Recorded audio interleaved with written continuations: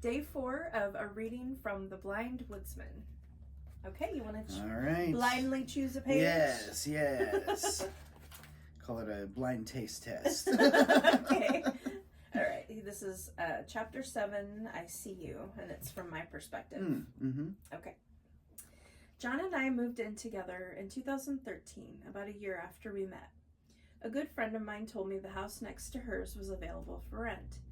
It was in kind of rough shape, but the rent was really low. My friend, who would be our neighbor, was also an artist and was involved in the community, so that made the decision to move there a lot easier. At the time we moved, John was trying to get a small piano repair business up and running. His piano repair mentor, Rick, was selling equipment, and John wanted to buy it to start his own venture. But it was going to require a fair chunk of money. John had mentored under Rick for 2 years, and they'd had a plan for John to buy the business from him once he finished his mentorship.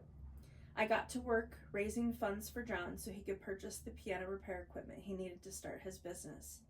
The materials and equipment he was purchasing included dozens of different kinds of tools, parts, specialty workbenches, and even salvaged vintage parts that were no longer available and hadn't been manufactured for at least 50 years. Some of the tools were unique to working on pianos, and some had even been built by John's mentor, Rick.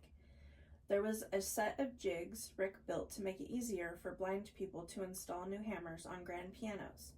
Hammers are the felt covered blocks of wood that hit the strings of a piano to make sound when the keys are pressed. John helped him refine these jigs as they were being finished. Because fundraising was a passion of mine and I had years of experience doing it, it was familiar territory. I started a Kickstarter campaign where donors received gifts for different levels of contributions. I put out a press release to local and national papers, magazines, news stations, and radio stations.